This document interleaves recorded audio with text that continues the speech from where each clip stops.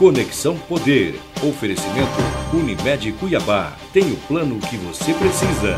Faça já o seu.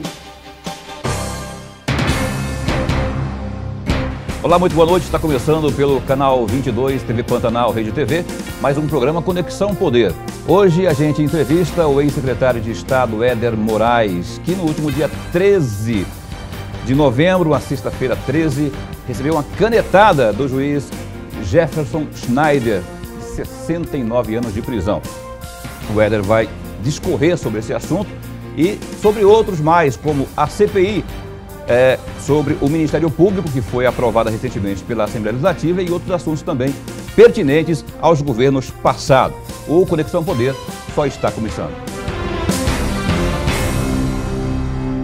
Éder entrou no governo do estado ainda em 2003. Na gestão de Blairo Maggi, passou de assessor especial para presidente da MT Fomento e, em seguida, pulou para secretário de Fazenda. Na gestão de Silval Barbosa, assumiu a Casa Civil, foi presidente da Secopa, depois saiu do estado e voltou como secretário de Articulação Institucional do governo em Brasília, deixando o cargo para ser candidato a deputado quando foi surpreendido pela prisão da Operação Ararate.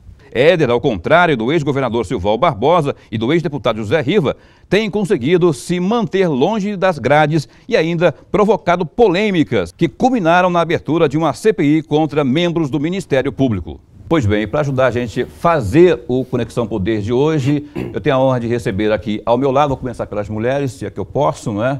Patrícia Sanches, editora executiva do site RD News. Obrigado pela presença, Patrícia, e também o meu colega de Rádio Capital e também de TV Pantanal, Antero Paes de Barros, a quem eu também agradeço por estar conosco aqui nessa noite, aqui para entrevistar Éder Moraes Dias. Rapaz, eu estava fazendo a conta aqui, 69 anos, não são 69 dias, 233 páginas, não são 233 linhas, e foi baseado nessas páginas aí que o juiz Jefferson Schneider canetou o Éder Moraes, 69 anos de cadeia.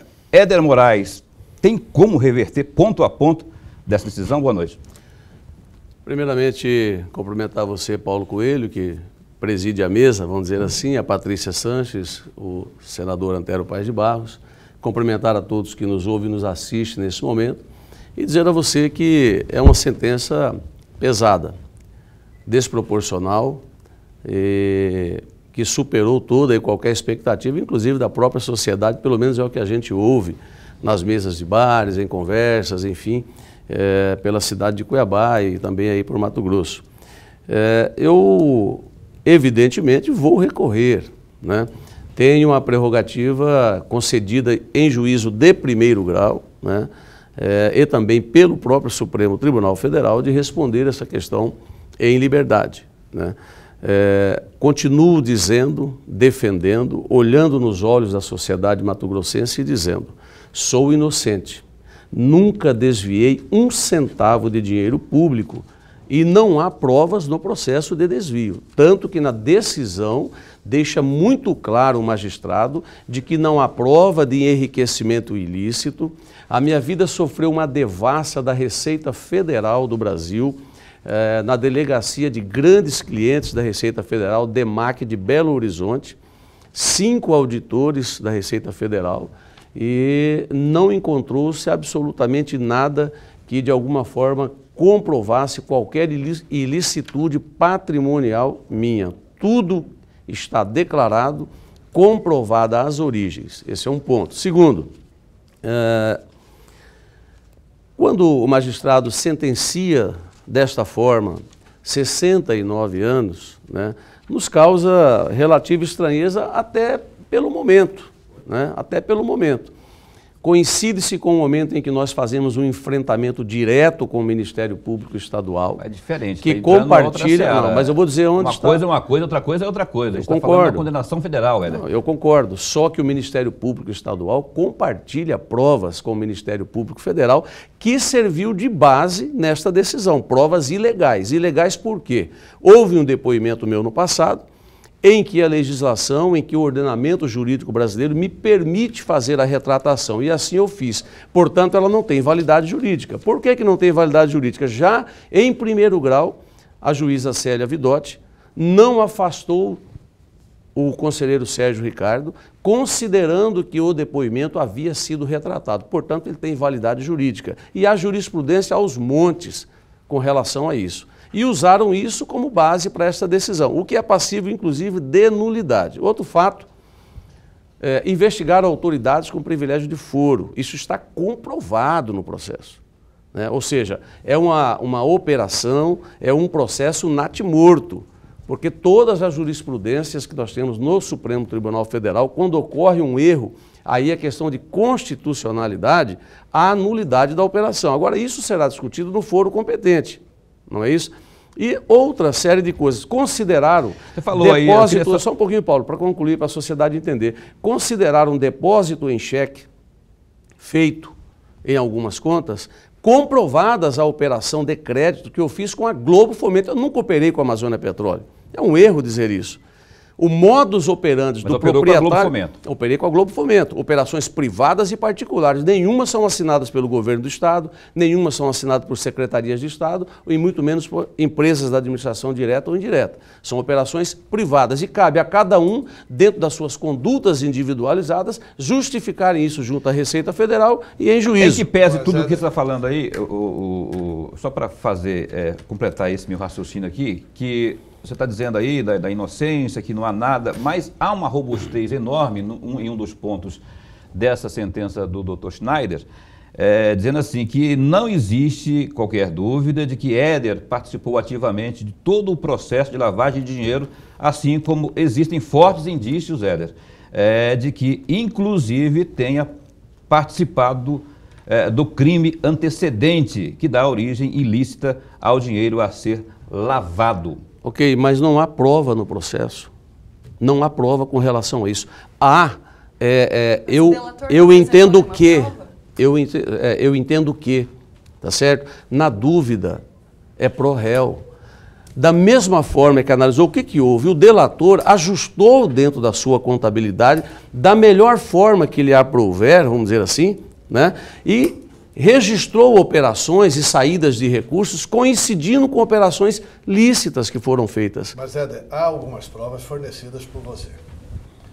Por exemplo, quando você vem a público e dá uma declaração de que a Operação Ararate, eu me lembro bem disso, eu li isso e publiquei isso, inclusive, no blog do Antero, quando você diz assim, a Operação Ararate começou com pagou. Você não estava nem na Secretaria de Fazenda. Você estava na MT... Fomento, não era isso? Isso. Aí o senhor foi chamado lá pelo Brairo Maggi para relatar o seguinte, que o Pagou tinha autorizado uma série de dívidas com empreiteiras, que ultrapassava lá 70 milhões, 130 milhões, e que o Estado não tinha recurso para pagar. O senhor vira para o governador e diz assim, segundo relato seu, aí não sei quando que sua palavra vale, né? Porque você fala uma coisa, depois você retrata, né?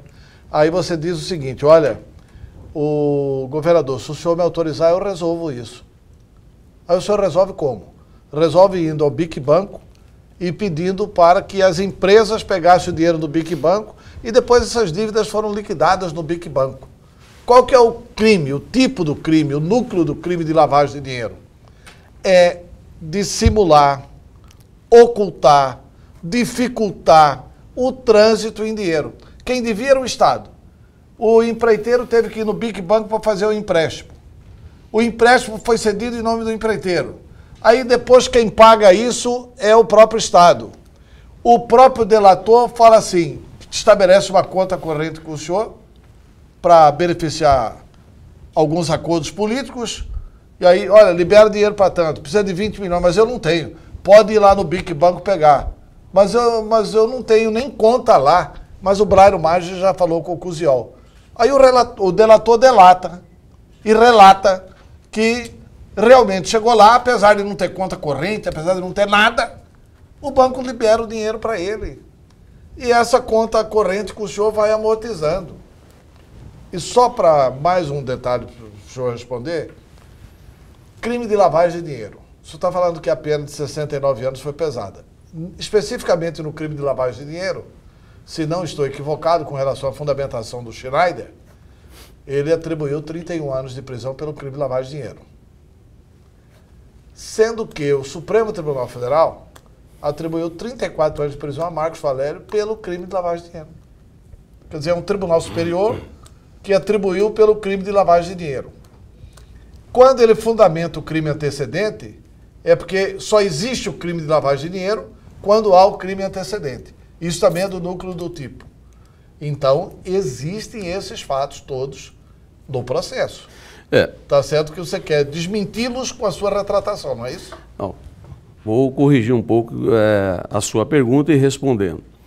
Na verdade, aquilo que eu retratei, em juízo, as informações necessárias ao processo estão sendo dadas com muita clareza. Mas essa coisa do pagou vale. Começou com o pagou a Operação Ararat. Eu vou chegar aí.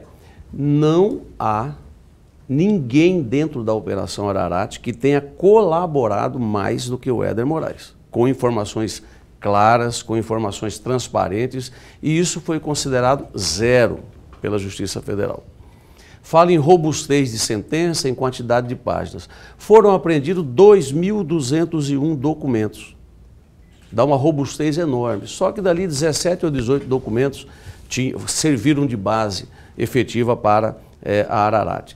Segundo ponto, no passado, isso é público e não há nenhuma irregularidade quanto à operação de crédito com o BIC, em fechamento do orçamento do Estado, se não me falha a memória, 2005 ou 2006, porque qual que é a base da Ararat? Investigando pagamentos feitos a empreiteiras, enfim, nesta linha. Começa nessa linha com o pagou, não começou com o pagou? Em 2005 ou 2006, houve, eu diria, um estouro do orçamento. Esse estouro do orçamento fez com que o Estado não tivesse orçamentário ou financeiro para honrar esses compromissos. Me parece que da ordem de 100 milhões, se não me falha a memória. E qual que era a saída? Tinha que encontrar uma saída legal. Você não consegue trabalhar coisas públicas, né, com saídas ilegais, porque tudo é positivado, tudo é anotado e tudo tem que ser feito às claras. Eu nada mais, nada menos sugeri e fiz do que o que faz a própria Justiça Federal, do que o que faz órgãos federais como o DENIT, como tantos ministérios, que você tem um contrato de execução em andamento, você oferece este contrato em garantia a uma instituição financeira e em cima deste contrato, avaliando em muitas das vezes, quase 100% das vezes, não o potencial de quem está tomando o crédito, de quem está emprestando, mas sim de quem vai pagar. Né? E o governo do Estado do Mato Grosso pagou e pagava as suas contas, então era um rate, tanto que Mato Grosso teve grau de investimento nessa gestão e era uma avaliação de risco boa no mercado. Então, nesse sentido, as empresas que concordaram em pagar os juros, porque tem uma despesa de juros aí. Então foi muito claro, olha, este ano não dá para pagar. Se vocês quiserem aguardar para o ano que vem, será pago, não tem saída. Ou quem quiser fazer as suas operações no banco, dentro do critério do banco, não foi só Bic Banco, Antero. Foi Banco do Brasil, Caixa Econômica, BMG, Bic Banco. Eu sei, mas banco nenhum do mundo dá dinheiro para mim se eu não tiver lastro lá. Não, se você tiver um recebimento firme, de qualidade. Mas o vamos dizer que você tem um recebimento, eu vou dizer aqui hipoteticamente, se você tem um recebimento de BR Foods, por exemplo, o delator não tinha nenhum. Qualquer banco vai fazer. Mas o delator não tinha nenhum. Ele tinha recebimentos de mais de 20 milhões com o governo do Estado de Mato Grosso. A Amazônia Petróleo, independente de ter ou não cadastro do banco, ela era uma empresa prospectada no mercado. O faturamento de qualquer empresa, você entra... Todos os bancos têm isso. Você entra na ficha Serasa, você já tem a qualidade do crédito, você já tem o faturamento mensal. E eu estou citando números que eu me recordo da época. Esta empresa faturava algo próximo de 8 milhões mês, com recebimentos do governo do Estado de Mato Grosso, do Tribunal de Contas do Estado, do Tribunal de Justiça, da Assembleia Legislativa. Quer dizer, tinha recebimentos firmes fora o que ela vendia com cartão de crédito para iniciativa privada e as vendas... de boca, de bomba, vamos dizer assim. Então, era uma empresa que tinha naturalmente um crédito aprovado em qualquer local. Agora, não é o Éder que definiu o crédito para a Amazônia Petróleo. Né? Há um regramento legal, tem que ser transitado isso dentro do banco. Eu não tenho senha do banco, eu não opino pelo banco, eu não assino pelo banco, eu não determino pelo banco. Ora, o banco entendeu que poderia dar o crédito e deu. Poderia dar, inclusive, clean, que se diz, ou seja, só com a garantia de aval, porque o patrimônio dos sócios era mais do que suficiente para garantir a operação. E se não pagasse esta conta quem devesse, os sócios da empresa respondem com seu patrimônio. Então, não tinha nenhuma criança nisso, ele sabia muito bem o que estava fazendo. E todas as operações até são legais, não há nenhuma operação ilegal realizada no mercado financeiro, nenhuma, absolutamente nenhuma. Então, eu não tenho dúvida, estou falando isso com experiência de mercado financeiro. Esta condenação, não estou aqui para defender Cusiol, nem o conheço, trabalhei com ele no passado, depois eu fui responsável pela demissão do Cusiol no Bic Banco, enxugamento, não tinha motivo nenhum, enxugamento do mercado financeiro. Depois que eu saio, o mercado o chama de volta para que ele comandasse a agência. Nós não tínhamos nenhuma boa amizade, um bom relacionamento, em função da demissão que eu tinha. Você não respondeu a questão do pagou. Começou com o pagou. Eu já respondi. Começou com o pagou, você confirmou. Né? Eu disse lá que lá atrás na gestão começou, houve então, isso na época do pagou. E houve essa saída. Por quê? Depois fez-se constar no orçamento do ano seguinte e disse, olha, 2007, não se realiza esse montante de obras que está reservado para pagar as operações oriundas das próprias obras. Uma saída absolutamente legal. Mas a não se trata de pedalada, não se trata de nada disso. É honrar os compromissos que foi feito. E digo mais, isso não foi feito só na gestão em que eu participei. Gestões passadas fizeram isso aos montes. Inclusive antecipando recursos oriundos de incentivos fiscais, do PRODEIC, no governo Dante de Oliveira, por exemplo. Né? Então, assim, são operações legais. Em que pese está dizendo que todas as operações foram legais. E você fala da retratação sua no Ministério Público. Para quem te assiste depondo ao Ministério Público, dá a entender que o senhor está sendo delator, principalmente por conta dos documentos que o senhor apresenta, inclusive documentos aí que em tese apontariam participação de pagou em atos ilegais. O senhor detalha, inclusive, operações ilegais que hoje aparecem na Sodoma. Então, assim, o senhor mentiu para o Ministério Público descobriu isso, ou o senhor falou demais? Nenhuma das duas coisas. Inclusive, quando vê o senhor falando ali, o senhor está dando uma aula ali. Nenhuma. Ali não há nenhuma pressão do Ministério Público. E é uma riqueza de detalhes que chama muita atenção. A gente percebe espontaneidade no discurso e com uma riqueza de detalhes incrível, para depois... O senhor aponta ponto por ponto. E documentos também. Os documentos que foram apresentados. Posso responder? Pode. Claro. Deve, né? Deve. É o seguinte... Convencer também. Primeiro ponto, este depoimento ao Ministério Público Estadual foi no momento que já foi relatado, não vou nem repetir aqui. Segundo, este depoimento foi interrompido várias vezes, não mostram isso na fita. Foi editado, me tiravam então. para fora, olha bem a gravidade do que eu estou falando, me tiravam para fora da sala e diziam assim, vinha o advogado indicado por eles, por senhor Mauro Zac, que exerceu a advocacia administrativa, e ninguém da imprensa fala isso, ninguém questiona, nenhum processo administrativo interno na corregedoria foi aberto, ou seja, um espírito de corporativismo a toda prova dentro do MPE. Mas vem e diz assim, olha, você tem que falar que você participou de alguma coisa para poder dar credibilidade, porque você virou o santo da história. Eu voltava meio confuso e tal. Mas enfim, isso não é nem a questão. A questão é que foram tão canalhas comigo, o Ministério Público Estadual, que em inquérito civil, naquela esfera, não cabe delação premiada.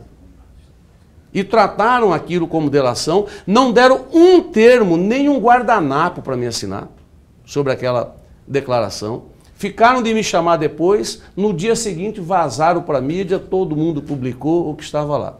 Tá certo? Então foi feita a retratação disso e em juízo está sendo colocado o que é verdade e o que não é verdade, mas está sendo colocado em juízo. Basta acompanhar meus depoimentos. Mas fala-se que o senhor pleiteou uma delação com a Polícia Federal e aí nos autos diz que o senhor... Nunca pleiteei delação nenhuma. Tentou enganar a Polícia Federal. Nunca pleiteei delação nenhuma. É outra mentira. A Polícia Federal mentiu, porque me chamaram em Brasília, isso é público, eu levei cópia de documentos a pedido de 2 delegados, ok? Me fala o nome agora, entreguei em mãos. Quando a denúncia chegou na Justiça Federal, ocultaram essa documentação que eu entreguei lá, essa é a grande verdade. Em depoimento, se os senhores observarem, eu pergunto ao doutor Jefferson Chinari, o senhor tem conhecimento, doutor, de todos os documentos que estão sobre a sua mesa, nas acusações que o Ministério Público Federal estão me fazendo? Isso é público, está lá. Isso ninguém divulga. E o próprio magistrado diz, o senhor tem razão quando diz que eu não conheço todos os documentos, que realmente eu não conheço. Eu falei, então resta prejudicada essa audiência. Então os fatos são esses. O que há aí é um invólucro. Enquadrou, o que há aí não é um enquadramento, é simplesmente questionar. Tira dele uma afirmação dessa. Dentro Mas do então princípio basta vocês procurarem na gravação, nas primeiras audiências, especialmente na primeira, vocês vão ouvir que o que eu estou dizendo é a mais pura expressão da verdade. Então, assim, fui enganado pelo Ministério Público Estadual, me usaram para se promoverem. Digo mais, me perseguiram nas cartas de crédito do Estado de Mato Grosso, que foram emitidas para os servidores da Cefaz. Eu obedeci 29 procedimentos legais para emitir as cartas. Nenhum dos procedimentos que eu adotei, o Ministério Público Estadual adotou na emissão das suas cartas. Quem que estava capitaneando a investigação? O atual presidente do Detran, o delegado que está lá. Entrei com uma representação na Corregedoria da Polícia Civil contra este delegado, Dr. Rogers. Era notória a questão persecutória que acontecia naquele momento e estava sob sigilo da Justiça e ele falando com a imprensa o tempo todo. O senhor percebe que ele sumiu da imprensa, mas ganhou o prêmio de consolação, presidência do Detran. Vem um outro, arma tudo isso no sentido de colher o meu depoimento dentro do Ministério Público Estadual, Dr. Mauro Zac, atual secretário de Segurança, recebe como prêmio de consolação Secretaria de Segurança Pública do Estado de Mato Grosso. E assim vai. Está um lá no meio ambiente, e se você procurar, você vai encontrar outros aí atuando. A gente tem informação que o secretário, que o governador os nomeou pela competência de ambos, não é? Agora você está falando que é prêmio de consolação. Não seria meio que uma teoria da conspiração isso? Como que o Pedro saberia que ele seria eleito governador e essas pessoas saberiam que seriam Olha, prêmio de consolação? Eu nunca disse isso, eu vou dizer para vocês aqui no Conexão Poder. Eu sofro uma perseguição direta do governador Pedro Táxi, não é de hoje. O governador Pedro Táxi adotou uma estratégia de emparedar todos que tinham potencial político no estado de Mato Grosso, que tinham condições de ser prefeito, governador, senador, deputado federal ou estadual, que não comia do mesmo coxo dele. E foi isso que foi feito, ao ponto dele, como senador da República, formular uma denúncia e assinar de próprio punho, entregar no Ministério Público Estadual, dizendo que eu estava de conluio com o senhor Alex Hortolã, isso é público. O Ministério Público foi a fundo, investigou, não chegou a lugar nenhum e mandou arquivar esta denúncia. Então, você vê, nota-se que já há uma perseguição dele, mesmo enquanto eu estava sem cargo público. Isso não é de graça, né? Eu acho que em algum momento, o governador Pedro Táxi vai vir participar da Operação Ararat. Vamos aguardar. Em algum momento ele vem participar desse processo, sim. E eu sei do que eu estou falando. Por que você tem essa certeza aí de que ele vem? Vai vir participar desse processo. Participar do processo. São coisas que estão em início de judicialização e eu estou avaliando se vou entregar isso dentro do processo da Ararat. Mas há conexão, eu diria assim, de atos que ele praticou antes que sugere uma perseguição implacável. Você fala então, que atos, por exemplo, cita aí pra gente, porque está assistindo para não ficar boiando, né? Pra gente entender também o teu raciocínio aí. Vou dizer isso em juízo. Você começa e termina. Em juízo. Não é que eu não começo e não termino. O Otero colocou no início da pergunta dele de que o que eu falo eu não sustento. Não há nada na minha vida pública que eu não tenha sustentado ou enfrentado até hoje. Inclusive a coragem de fazer uma retratação. Ideia, O né? senhor retratou tudo sobre o Brário Maggi e o Silval Barbosa. Entendo. O que o levou a fazer isso? Eu vou dizer... Quem que te orientou a retratação? Não, ninguém me orientou. Houve alguma pressão? A retratação foi uma questão O senhor minha, foi porque eu vi que ameaçado? estava totalmente torta, sem base legal e tudo mais. Vou dizer mais para você, Antero. Não há participação do governador Brário Maggi, por mais que queiram colocá-lo dentro do processo. Explico por que não há. Explico por que não há. Todo esse processo da Ararat está focado em pagamentos feitos a empreiteiras. Ok? E outros atos. Começa com pagou no governo dele, Ok. como que não há a participação dele? Então vamos lá. Foi feita uma lei complementar,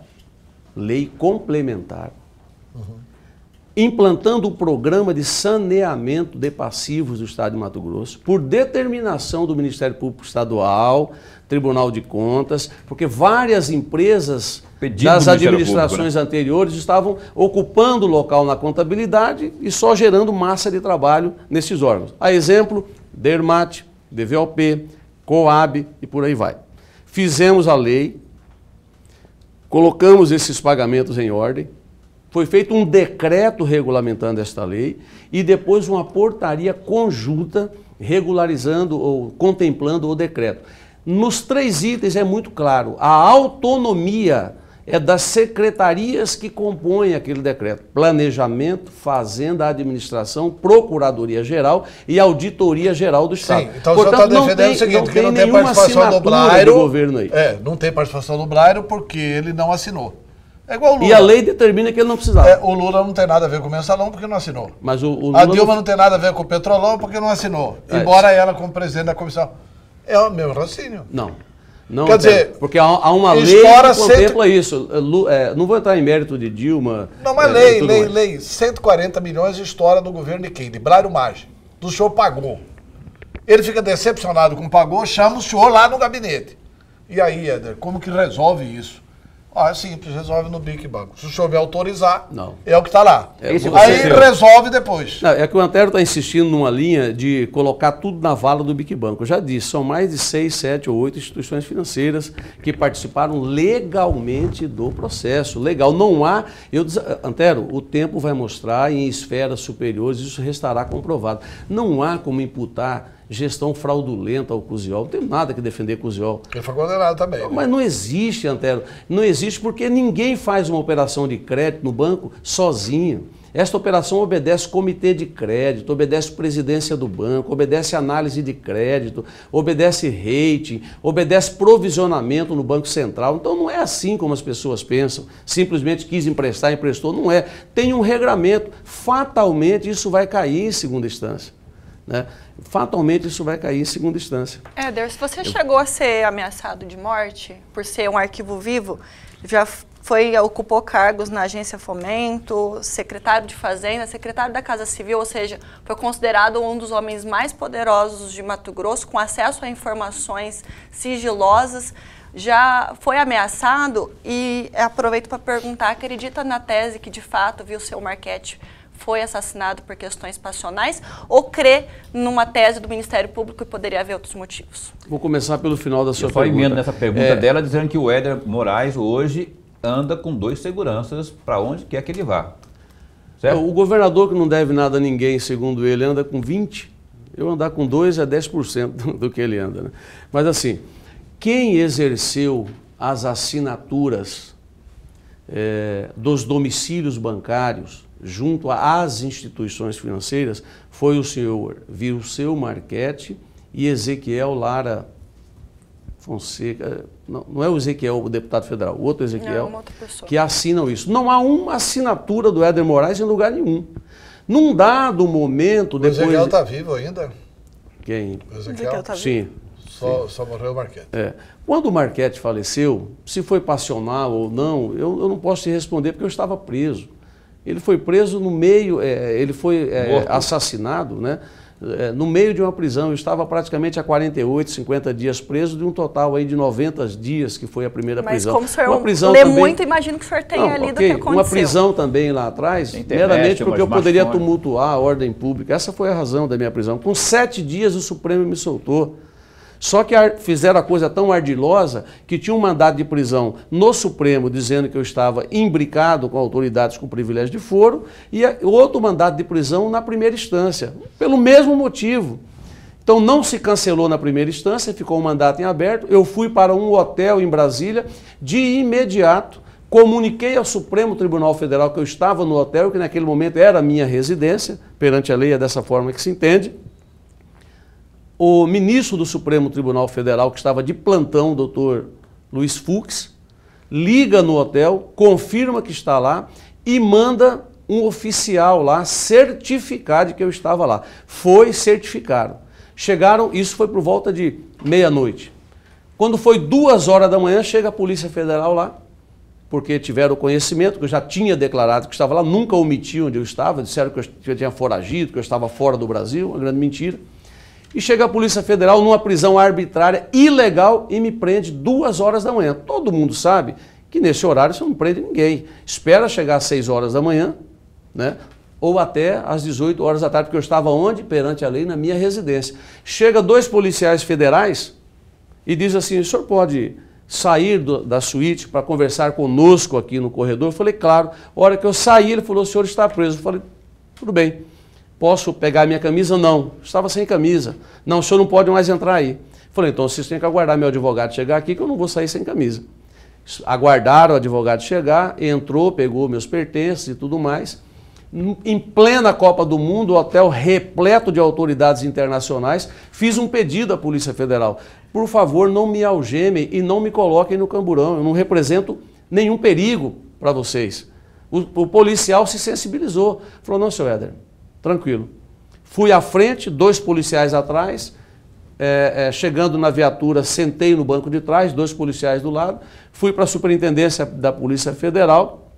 Lá, o próprio delegado que me atendeu, ele leu o mandato e balançou a cabeça assim, que era um absurdo.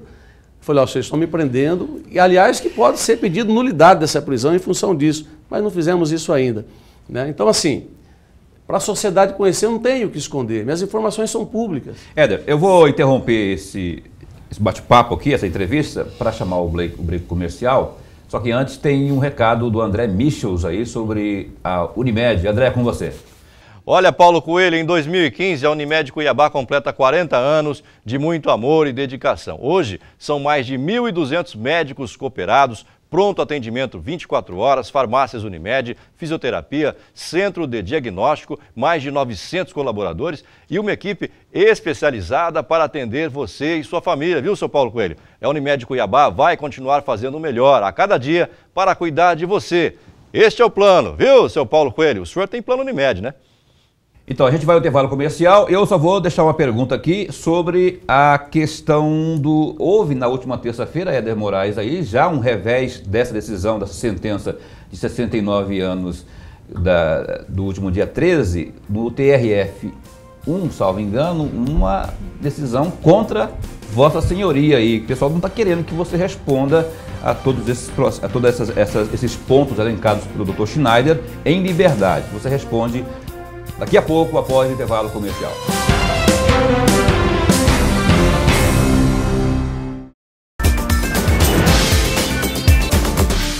Voltamos com Conexão Poder aqui na TV Pantanal, canal 22. Eu deixei uma pergunta aí ao Éder Moraes, ele vai ter que responder a minha pergunta e também a da Patrícia, que está insatisfeita com a resposta que ele disse que deu, mas acabou não dando, segundo a Patrícia. Eu também estava fazendo uma conta aqui, Éder, se você vivesse depois dos 100 anos, você sairia da cadeia com 117 anos, se prevalecesse os 69. Só que no Brasil só valem 30, até o máximo 30. Você está com 48 hoje, né? Eu estou partindo desse princípio que você está com 48. Mas vamos lá, a pergunta que eu deixei. Sobre a questão do TRE. Você está esquecendo da rejuvenação jurídica que se diz primariedade. Vou refazer a pergunta que eu deixei no bloco anterior. TRF aí já se manifestou com uma derrota que você teve no TRF aí, que quer que você não responda isso em liberdade aí. Eu conversei com o seu advogado essa semana, ele disse que não, está tudo tranquilo, mas parece que não está tão tranquilo assim não, viu, Éder Moraes? Não, primeiro concluindo a resposta, Patrícia, eu não tenho medo de ameaça de morte em absoluto. Se tivesse, não falaria e não colocaria com tanta clareza e não faria o enfrentamento nesse momento que estou fazendo. Mas chegou a ser ameaçado? Não, eu não recebi nenhuma ameaça.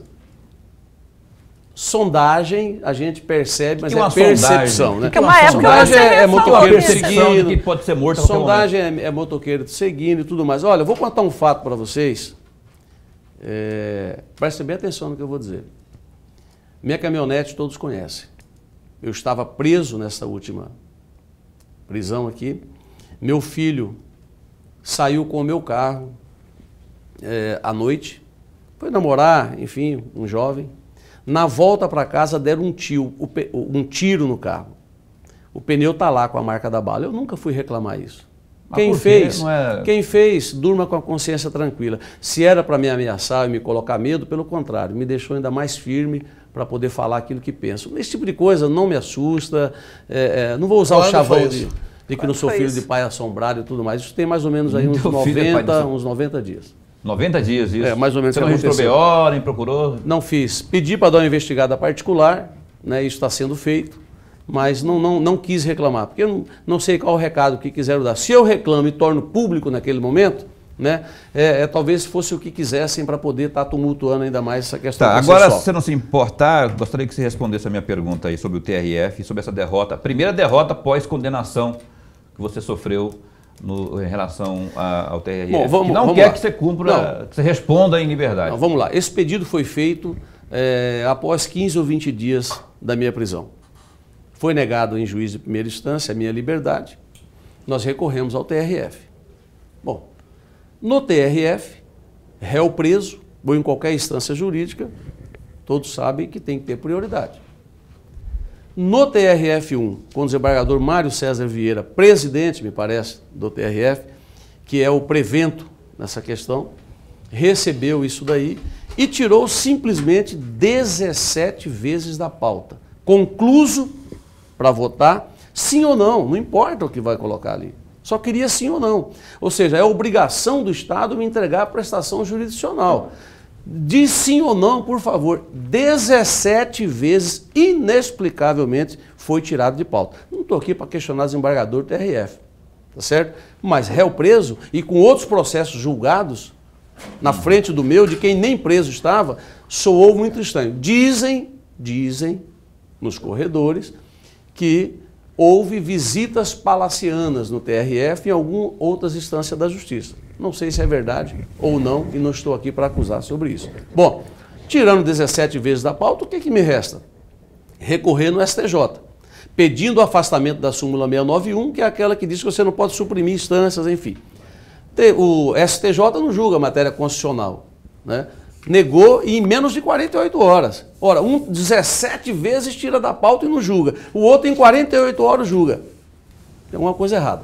Vai para o Supremo Tribunal Federal, estava de férias o ministro Prevento, caminhou para 1 ou 2 ou 3 ministros e todos foram encaminhando para o ministro Prevento, entre aspas, que era o ministro Dias Toffoli. Ele retorna de férias, observa e diz que há uma flagrante ilegalidade na prisão. Mas depois de 4 meses preso. Por que foi essa prisão? Porque transferiu o que era meu para mim mesmo. Eu transferi a minha residência, o meu imóvel, para o nome do meu filho, menor de idade. Quando isso ocorre, os responsáveis pelo filho são os pais. Sim. Então está lá na escritura. Se você fizer uma busca patrimonial, se você fizer uma busca patrimonial em nome do Éder, vai aparecer o imóvel. O que está ocultado? Se fizer uma busca patrimonial do meu filho, vai aparecer o imóvel. O que está ocultado? Quando eu fiz isso, não tinha um gravame, não tinha uma observação, não tinha absolutamente nada na escritura do imóvel. Declarado, com origem de capital, com tudo bonitinho no imposto de renda. Beleza. Agora... Não, só para concluir, para você não falar que eu não respondi sua pergunta. Então. Mas o imóvel não passou para o seu filho? O imóvel passou para o meu filho, menor de idade. E você não estava com os bens, e você podia passar bem bloqueado para o seu filho? Não existia gravame nenhum. Eu demorei 30 ou 60 dias para transferir o imóvel. Tive que recolher ITBI na Secretaria de Fazenda, taxas, custas, tudo às claras, indo e saindo do cartório. Comuniquei o juiz federal 5 dias antes de sair a minha prisão, em audiência, doutor Schneider, Ministério Público, eu transferi o bem assim, assim, assim, assim, os comprovantes estão aqui para apreciação e protocolizei dentro do processo. Aí uma semana depois, decretam a minha prisão com tudo feito às claras e comunicado em juízo. Aí entramos no plantão do TRF, a desembargadora plantonista não viu irregularidade, mas queria que eu explicasse a compra de uma Durango. Ora, eu comprei a Durango em 2015, ela só podia estar presente no meu imposto de renda em 2015. Para vocês verem como é difícil, né, essas coisas. Éder Moraes, eu vou mudar de assunto, eu tenho que mudar de assunto, porque o tempo aqui está correndo.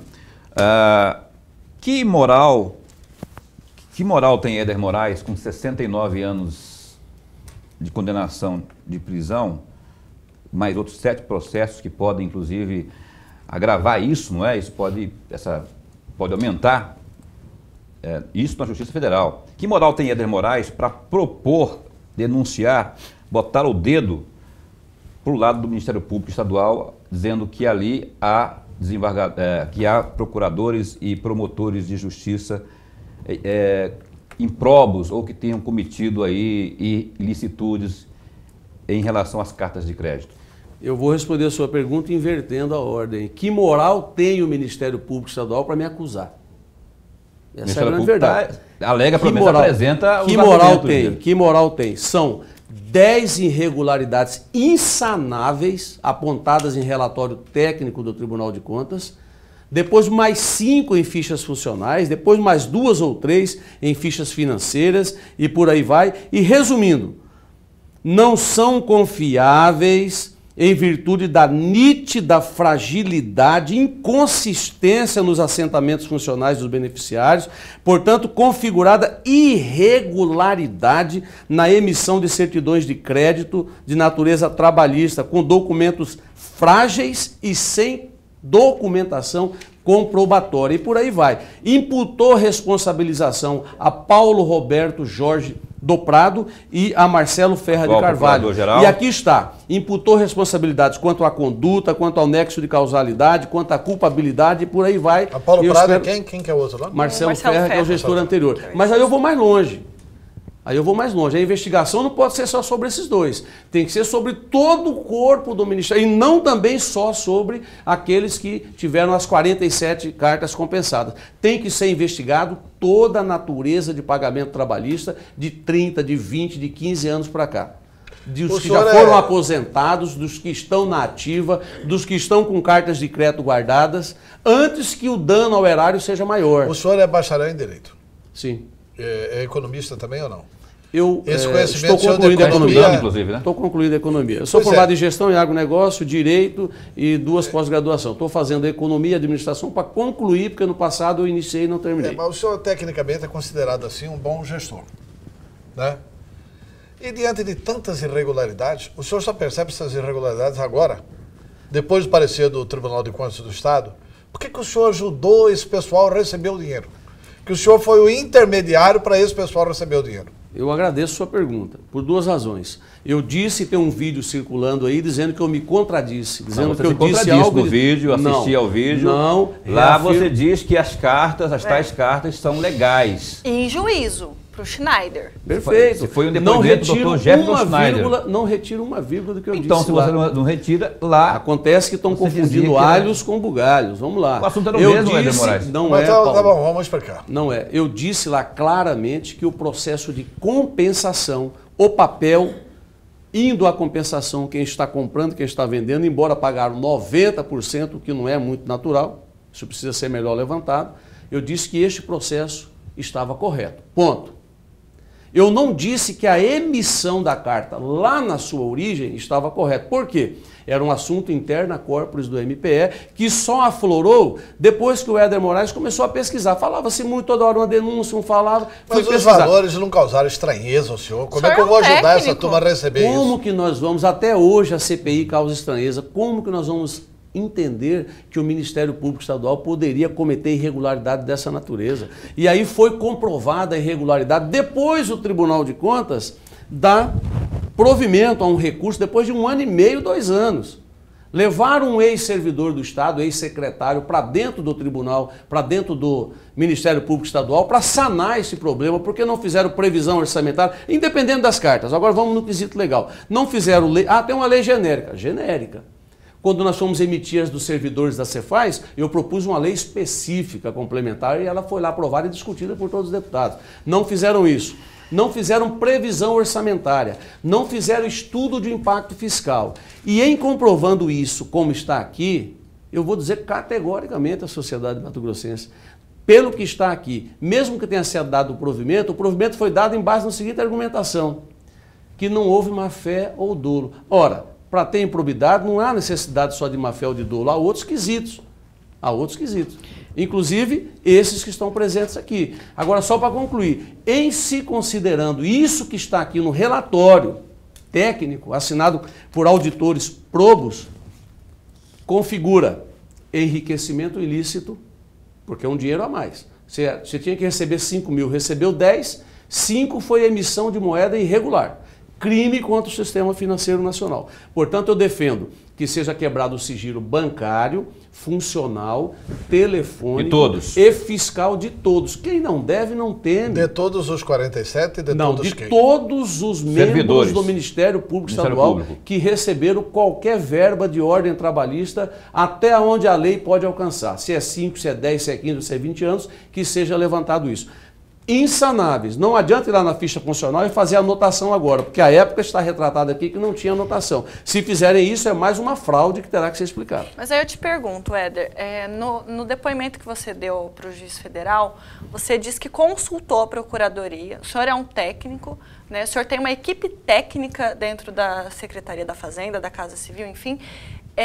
O senhor não pediu para analisar isso, porque aí o dolo para o Estado seria muito grande num caso como esse.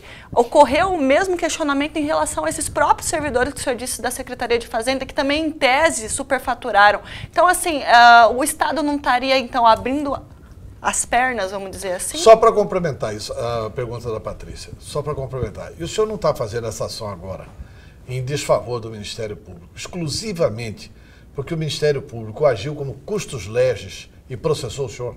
Se o Ministério Público tivesse sido feito vistas grossas e tal, o senhor faria essa ação? Olha, não é vingança? A vingança seria se eu fizesse este ato após essa condenação que saiu aí, né? Eu fiz antes. Ou seja, eu agi como cidadão mato-grossense na Casa de Leis. Muito falar, a Assembleia não está a serviço do Éder. Não está mesmo a serviço do Éder Moraes, enquanto ex-autoridade pública ou algo assim. Mas está a serviço do Éder Moraes enquanto cidadão mato-grossense. Como qualquer um de nós aqui pode propor um pedido de investigação. Se entender e tiver consistência, evidentemente que vão fazer. Outra coisa, Patrícia, não abateram nem no 1/10 dos repasses que, em tese, teria que, na sequência, ser feito. Nem isso foi feito. Agora, como que nós vamos questionar um produto pronto, acabado, assinado pelo Procurador-Geral, atestado pelo próprio Ministério Público? Não cabia questionamento.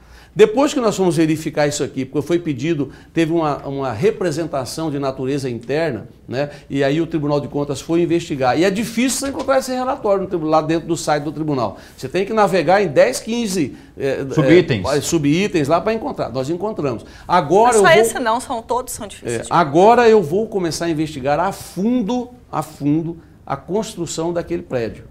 Há denúncias gravíssimas que pairam sobre a construção daquele prédio. Vou buscar esses relatórios também no Tribunal de Contas. Pelo que eu sei, há relatórios comprometedores com relação àquilo. O que eu quero dizer com isso? Se não deve, não teme. A lei é para todos e, mais uma vez, pau que bate em Chico não bate em Francisco. Então, deixa escancar só um pouquinho. Estou sabendo pela imprensa também aí que estão entrando na justiça contra a CPI, dizendo que só o Conselho Nacional da Ministério Público poderia investigá-lo. Horas. O que não é verdade. Qualquer autoridade pode ser investigada. Isso Então, essa tática sua aí mais então parece... nós temos que tirar o nome de república.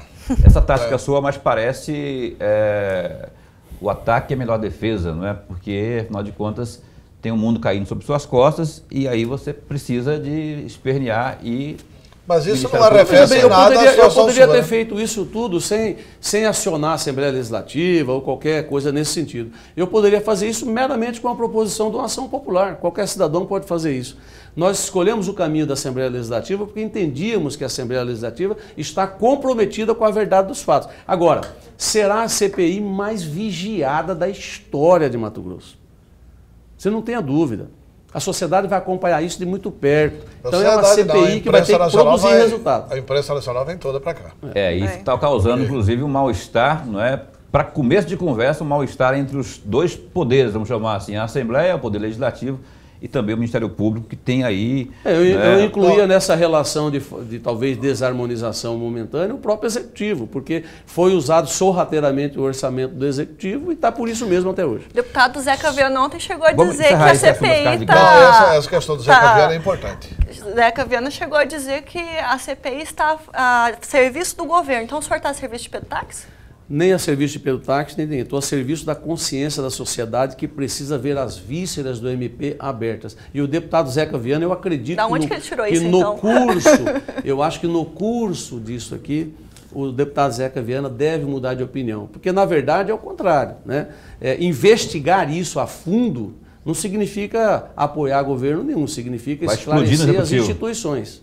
Né? Na verdade, exploda quem tiver que explodir. O deputado Zeca Viana faz claro. uma outra acusação, hoje, numa entrevista a Paulo Coelho. Ele, nesta semana, ele fez uma acusação, não foi hoje não, foi nesta semana, ele fez uma acusação, numa entrevista a Paulo Coelho. Na Rádio Capital. Que tem problemas também com funcionários da Cefaz, que era sob seu comando. Que tem alguns servidores que receberam indevidamente cartas de crédito, que já chegaram denúncias lá com relação a membros do Poder Judiciário também, juízes. Eu defendo que se investigue tudo.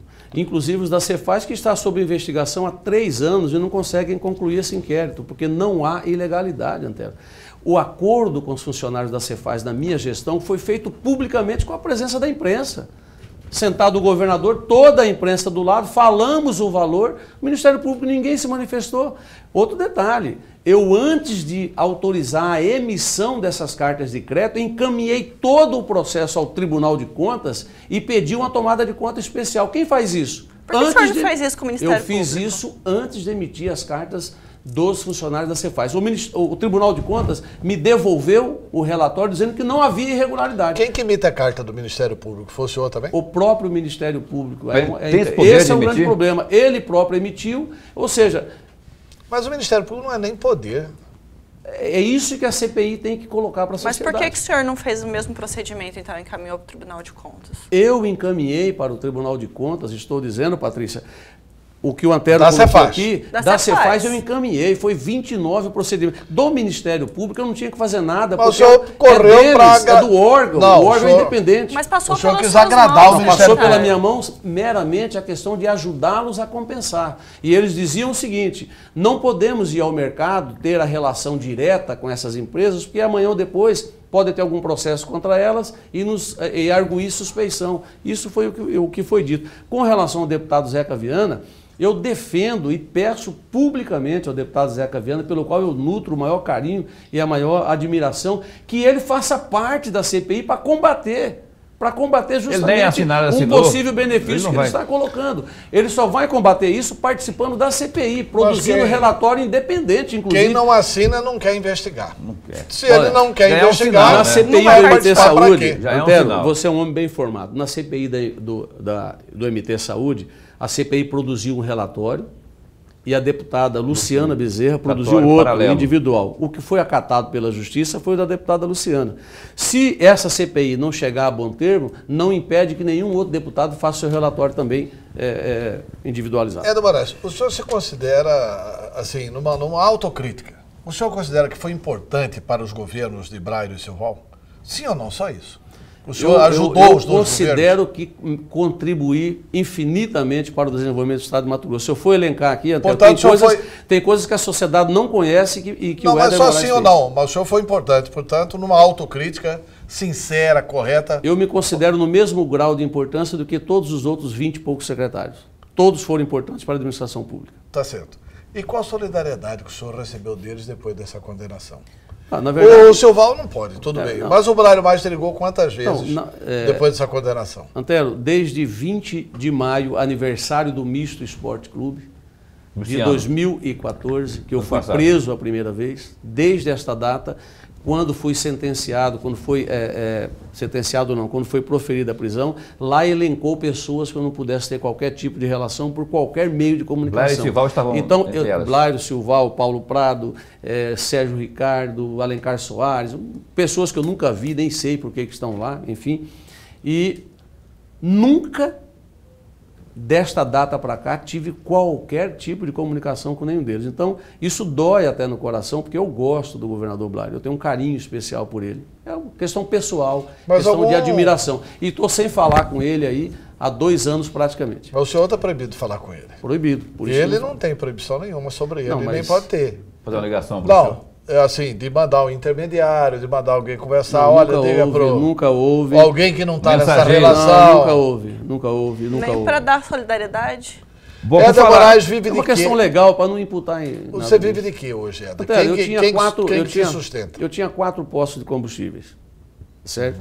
Então, naturalmente que no meu imposto de renda hoje virou meu extrato bancário, né? Então lá está lançada todas as receitas da família e tudo mais, né?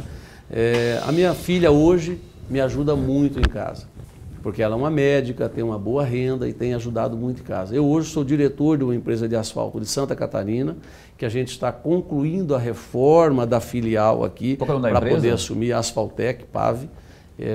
Isso eu já comuniquei ao juiz, já entreguei minha carteira de trabalho assinada, exame pré-admissional. Trabalha no governo de Minas? Exame pré-admissional. Santa Catarina. Tudo, né? em Santa Catarina. É uma empresa privada, não tem nada a ver com o governo e tem representações em todos os estados. Eu estou assumindo a diretoria comercial nacional dessa empresa, mesmo impossibilitado de estar saindo da cidade de Cuiabá, assim o proprietário entendeu que eu poderia contribuir. E já quem estou que é o fazendo proprietário dessa plano empresa? de negócio, senhor João Batista. E eu já estou fazendo um plano de negócio, de atuação, de governança corporativa, de acompanhamento, aquilo que eu sei fazer. Eu montei uma empresa de consultoria de negócios, mas não fiz uma consultoria registrada nessa empresa, por uma razão muito simples. Todos que tiveram algum problema ou que saem da vida pública vai por esse caminho, né?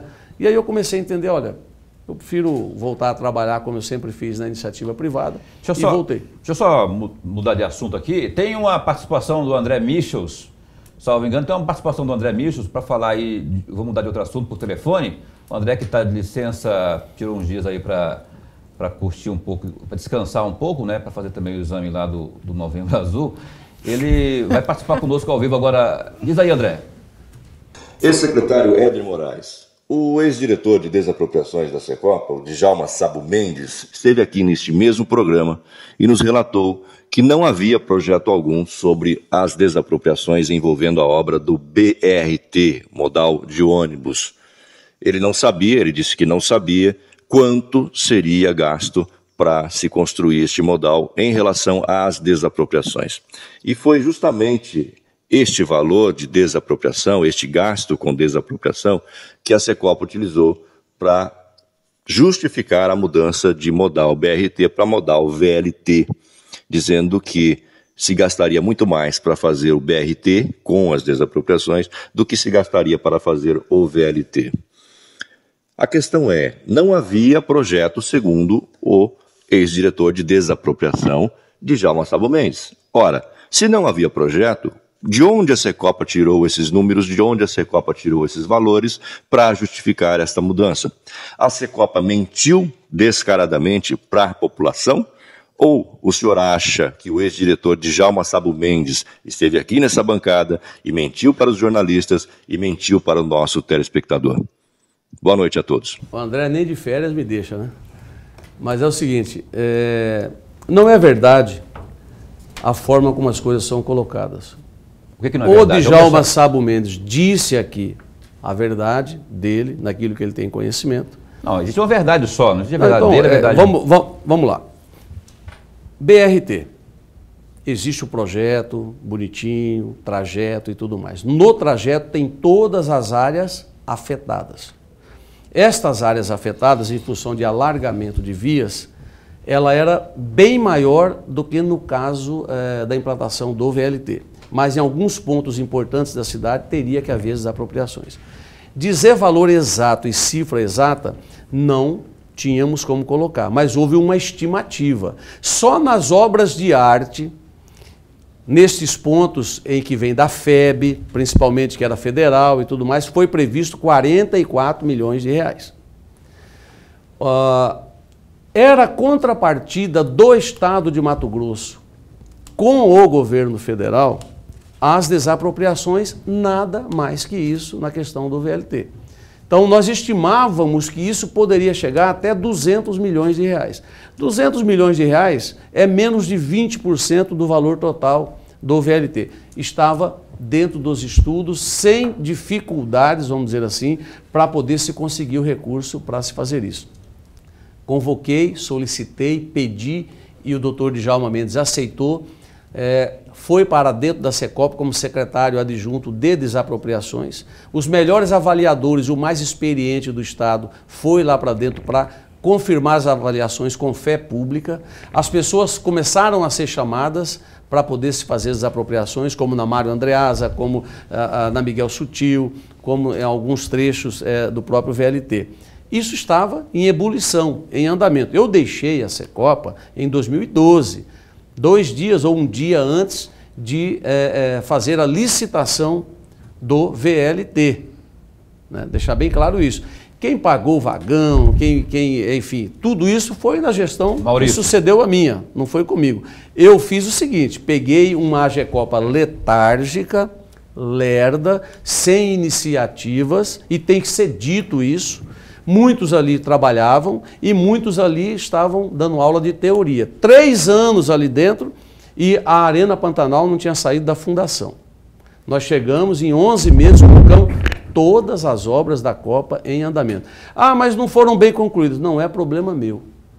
Quem assumiu, eu deixei projetos prontos e estão lá. E muitos projetos executivos prontos que não foram executados. Como, por exemplo, só como exemplo, duplicação da Barão de Melgaço no seu final, licitação pronta, concluída, venceu a 3 Irmãos, não sei por que não concluíram aquilo. E por aí vai. Se eu citar aqui, eram 204 obras. Vem seu Adilto Saquete e diz... Quiseram arrumar Cuiabá, resolver todos os problemas da Copa e fizeram uma obra, por exemplo, na Mário Palma, ligando a Estrada da Guia, lá no Ribeirão do Lipa. Aí ele disse assim, o que tem a ver Ribeirão do Lipa tudo com que Copa? Há de errado. Tem tudo a ver, porque ligava, desafogava a Estrada da Guia, não precisava chegar até o entrocamento de Chapada e aqui por dentro saía na Miguel Sutil e pegava outros destinos. Então, demonstrava um desconhecimento daquilo que estavam fazendo, tudo nada que mais há, que isso. todo mundo que passa aqui, a maioria, se não todos que passam por esse programa, ligados ao governo atual, dizem que, a maioria diz que tudo que há de errado em termos de obras da Copa tem o dedo de Éder Moraes. Inclusive na própria CPI das obras da Copa, ali todo mundo, os ex-diretores apontaram, né, ex-diretores inclusive demitidos, não é? Com a sua assunção na Secopa. Não pode ser que todo mundo esteja errado, só o senhor que seja o dono da verdade. Olha, nenhuma obra praticamente foi concluída. Por exemplo. Nenhuma obra, por exemplo, foi concluída, uma ou duas que estão de pé. Viaduto do Espraiado foi inaugurado na minha gestão. Qual o problema que tem lá? Tem um problema numa encosta. No viaduto tem algum problema? Não tem. Depois que eu saí, se alteraram projetos... Se alteraram. VLT apresentou problema. Depois que eu saí... Não, só para fazer uma síntese aqui, que é antes do senhor sair. O senhor é acusado de participações criminosas na Aranate, no escândalo dos maquinários, no VLT, nas obras da Copa do Mundo, nas cartas marcadas, nos precatórios, nas cartas de crédito. Se somar tudo isso, dá mais... Nas Land Rovers. Nas Land Rover, no teleférico de Chapada. Se somar tudo isso, dá mais de 3 bilhões de reais. O senhor participou de todos esses escândalos ou o senhor é um perseguido do Ministério Público? Bom, primeiro, teleférico. Eu cancelei esta obra porque não tinha projeto. Vamos só tanto que o Tribunal de Contas multou o gestor gestor anterior. Temos 5 minutos de programa. Eu vou responder em um. Multou o gestor anterior no VLT porque não tinha projeto. Não vou ser responsável de executar algo sem projeto. Ocorre uma morte, algo na Copa do Mundo, acabou a Copa do Mundo aqui. Maquinário, eu já fui inocentado. Sofri, bateram no rim, na sola do pé, na cabeça, onde tinha espaço no Éder, no maquinário. Fui inocentado. Carta de crédito. Intentaram novamente contra isso, em segunda instância, inocentado novamente. Cartas de crédito. Pode revirar, jogar para cima, cair para baixo. Não há irregularidade. Não há. Não vão comprovar irregularidade. Nem na do VLT, né? Nem na do MP. Da do MP não obedecer os critérios legais comprovadamente. E eu estou dizendo para você, me permite chamar de você, ex-senador Antero, é você mesmo. Estou dizendo que nas emissões das cartas da Cefaz estão regulares. Desafio a mostrar irregularidade. Não há. Foi obedecido até com excesso de zelo o regulamento. VLT. Se eu estivesse na Secopa, soa como presunção. As pessoas acham que não é. Eu sei o que eu estou falando. Sou empáfia. Faltou porrada na mesa. Faltou saco roxo. Houve frouxidão do governo, tem que dizer isso para a sociedade. Mais frouxidão ainda do governo Pedro Táxi com essa desculpa. Mas você acha que o governo Pedro Táxi... essa desculpa mas você vai chamar o governo Pedro empresa Táxi sem licitação, não, o Pedro não pode dar sequência a uma obra... Se uma obra... tiver a certeza Antero, já gastou 1 bilhão e 66. Tudo bem, Antero, eu queria ser governador do estado na situação que está o Pedro Táxi. Todos os projetos prontos, só para concluir e botar defeito. Você acha errado ele pedir só para concluir a clareza e botar defeito. Você está igual o Wilson Santos da CPI, não deixa eu responder. Deixa eu responder. Não, mas permita-me apenas fazer esse adendo aí. Você acha errado o governador buscar clareza? Quanto já se gastou de consultoria, você sabe? Eu também não sei, mas já foi muito. Aí chama de burro quem conduziu o VLT. Quem contrata consultoria para tudo... Tem indício de licitude, como que ele vai fazer? Indícios de ilicitude ou de problema, ou de problema de projeto, você vai encontrar uma infinidade. Tem pessoas que estão entre nós ou que estão aí que respondem na vida pública até hoje e todos são inocentes, até transitado em julgado. E é essa a grande verdade, tem que aguardar essas coisas todas. VLT, para ser muito claro, tinha que ter sido terminado. Agora, governar da forma como está, pega um MT integrado com todos os projetos prontos, executivos inclusive. Com nada concluído. Para fazer, tudo bem, porque demora 6 meses. Um MT-100 lá, Malemar MT feita. integrado foi 8666, não foi RDC. Então você sabe que é 6 meses para terminar um processo desse, questionamento judicial, briga de empresas e tudo mais. Mas o VLT foi RDC, não pode ter reajuste, já gastaram 1 bilhão e 66. Pode ter aditamento. E não tem obra de 1 bilhão e 66. E muito mais caro do que quando Para é apresentado para a sociedade. Eles querem mais 1 bilhão que não pode, porque o RDC proíbe. Não tem 30% concluído. Só quer que o Pedro Táxi faz isso. Eu concordo com você, não estou discordando dessa questão não. Agora, será que os números que essa administração está colocando são confiáveis?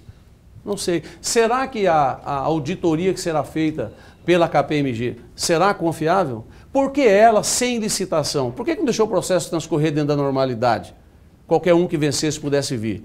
Então, assim, para não perder governar desse jeito, com projetos prontos, para você, na hora de colocar a plaquinha de inauguração, por egoísmo e mesquinharia, nem fazer referência a quem começou, isso é mesquinharia. Patrícia Santos. Pequenez. Faça aí a sua última pergunta, porque já estamos dando sinal ali para a gente encerrar o programa. Eu sei que você tem um total de perguntas para fazer aí. Eu não sei se ele respondeu as que você fez, mas se ele não fez, se ele não respondeu, que ele se vire para responder nas suas considerações finais. Na CPI, o senhor disse que o seu sonho era que a população te testasse nas urnas, né? O Brasil vive um momento em que a retidão é tida aí como um modelo a ser seguido. O senhor acredita que, tendo seu nome ligado a tantos escândalos, como foi citado pelo Antero, né? E a condenação agora de 69 anos, o senhor teria chance? Cada um desses escândalos que citam como escândalos tem um pano de fundo político. Se eu for narrar aqui, vou demorar muito. Inclusive o caso da Land Rover, que não há irregularidade nenhuma no procedimento. Nenhuma. Zero. E o processo vai comprovar isso. Eu fiz o que a Procuradoria e o governador do Estado tacitamente, positivadamente disse, faça. O governador Silval Barbosa, esse grande determinou. Né? Pagamento. É normal um secretário ir ao governador e falar, preciso pagar isso aqui, mas não vou assinar. Eu quero que o senhor assine. Ok. O governador assina mandando pagar. Mas depois o governador e a própria Procuradoria falam para o Éder Moraes, cancele isto. Fui lá e cancelei por determinação e tomei todas as providências legais. Tanto que o Tribunal de Contas reconhece isso. A outra pergunta, me perdoa. O senhor consegue convencer a população disso tudo num processo eleitoral que é super curto? Porque essas decisões judiciais vão acontecer daqui a alguns anos. Vamos deixar a população falar. Se a população não votar no Éder Moraes, eventualmente, se for candidato, nem candidato eu sou, ok.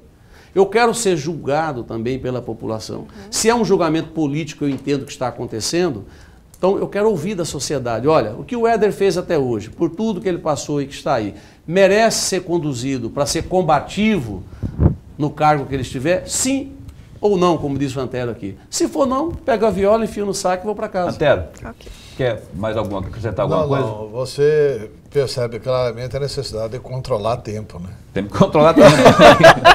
Então, boa noite a todos. Éder Moraes Dias, então a gente deixa você aí com mais alguns segundinhos aí para suas considerações finais nessa participação aqui no Conexão Poder. Eu agradeço a oportunidade, você já havia me convidado antes, naquele momento não era o momento adequado para eu poder vir, né? Enfim, decidi vir agora. Agradeço ao senador, ex-senador Antero Paes de Barros pelas perguntas, a Patrícia Sanches, a você também. Me perdoe se em algum momento soou agressividade alguma resposta, mas eu acho que o jornalismo imparcial é feito dessa forma como vocês fazem e estou sempre à disposição da sociedade mato-grossense e dos senhores para prestar quaisquer esclarecimentos. Deixa eu te dar aqui esse presente aqui que o André faz, ele faz toda uma firula aqui para entregar isso para o convidado. Eu só vou mostrar aqui da Tubarão Esportes, que é um brinde que a gente entrega para o convidado para você tomar o seu chazinho. Eu sei que você vai precisar por conta dessas condenações aí, parece que vem outros por aí. 7 processos não é fácil não, meu nego.